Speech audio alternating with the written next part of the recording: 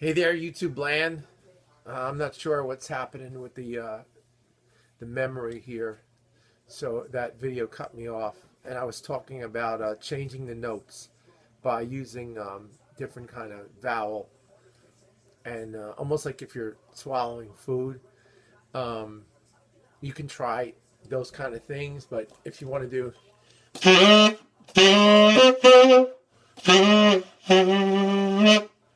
it's down in here, and also the way you change your tongue too, like like a wee, ooh wee, kind of thing. So you can bend down. That's all. Again, it's more like the harmonica stuff, the blues harp things. If you watch some of those blues harp videos and that kind of voicing, it's all related. You know. Anyway, another thing you can do is like use some chromatic.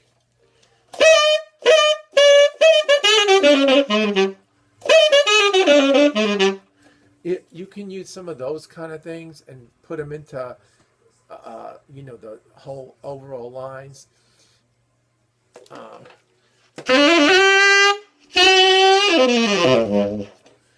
And if you have some pentatonic lines, I'm not really big into, making these line kind of things. I mean, I think you have to kind of see what fits for you, what you're doing. But learn how to alter the notes some.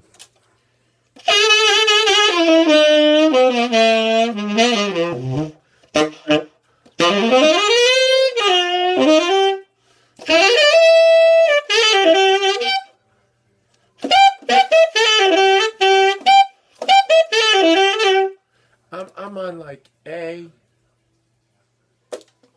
Now, I cover my A here. I use these two fingers, and then I use this one, these three, actually to cover my A. It's better in tune.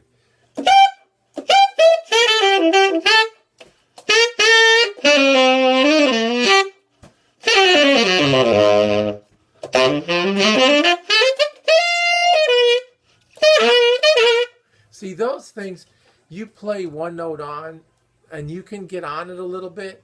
I'm not telling you to squeeze and bite and all that stuff, but like when I go to the F, I got on it a little bit, and when I went to the C sharp, I dropped off of it a little bit. And I can almost fracture it. See, but I'm not doing it that drastically. I'm kind of getting back off of that.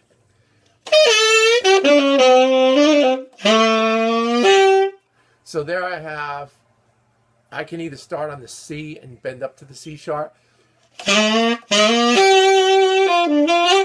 or I could not get involved with the C at all, just play the open C sharp. And I'm doing that strictly with my throat, my tongue. I'm going off onto the C sharp. I'm bringing the pitch down on the C sharp. Again, the harmonica videos, you check those out and see what happens. Yeah, and then, I don't know. See, the thing with this is you want to try to find things that work for you and the kind of music that you're playing. I don't know what kind of music you're playing, but there are some kind of lines that work better than others. Sometimes you just need some rhythmic stuff.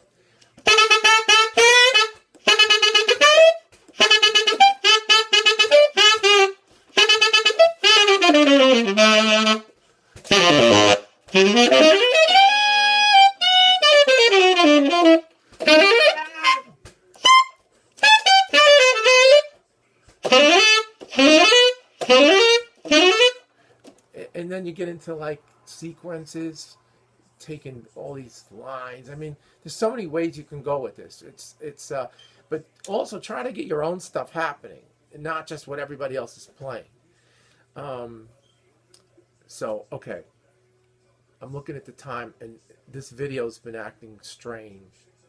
The other one cut me off, and but you can just do the rhythmic thing against the bass and things that are going on. That's it. You can use sequences.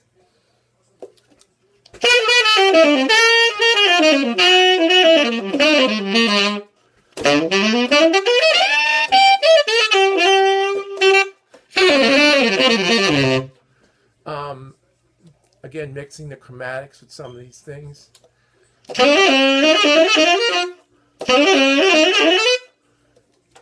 Whatever. You gotta just, find stuff that works. Write it down. Start a book. Put things in the book. And then see if there's some kind of line off of something that you want to work with. Know how the notes find their way into the tune, too. Like if you want to use more vertical kind of things,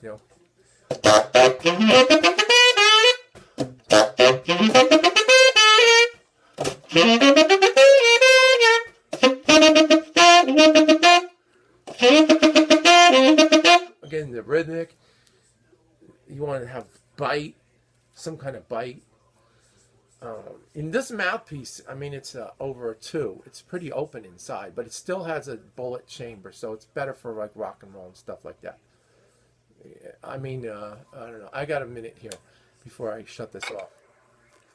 Or you're sick of listening to me, one of the two. So here, here's an auto. This is out of the box, out of the store. So it's just, I'm not going to wet this reed. And there's a chapstick. No, I mean a cork we should. I don't know what condition this may not even play. But here, it's a 7/0 link out of the box,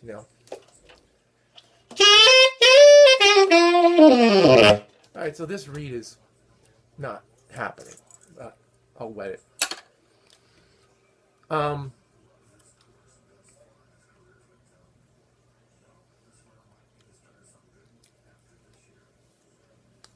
It's all twisted on the top, it's one of those reeds.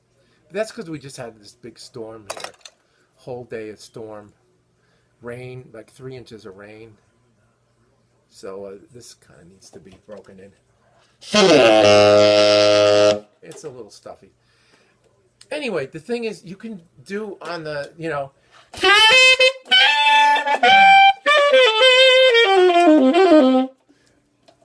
Let me just take the reed off this other one. Just to show you.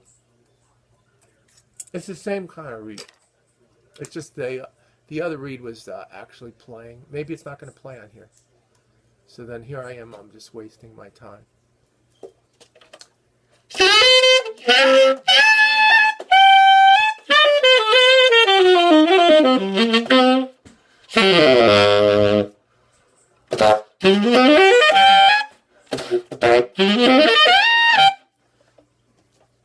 This is a little less cooperative right at the moment, So the Berg has given me more freedom. But anyway, it's a different bag, So you just have to find. This is why I kind of tell people too. If you find 2 mouthpieces that you like, one that's a little darker, one that's a little brighter, and it lets you go in different places. Because, like right this minute, if I was going to play a gig, I might not use this because this is just the way it is today with the weather and the reeds and the blah blah. The Berg Larsen for me is working better. So, I mean, some people like to just use one mouthpiece, which is okay too. But I always like to have that extra flexibility, whatever it's going to be, whatever that second thing is that happens to be working on that horn at the time. All right, so that's it. This is part 2, and I hope you got something out of this. And have a great Sunday. Bye-bye.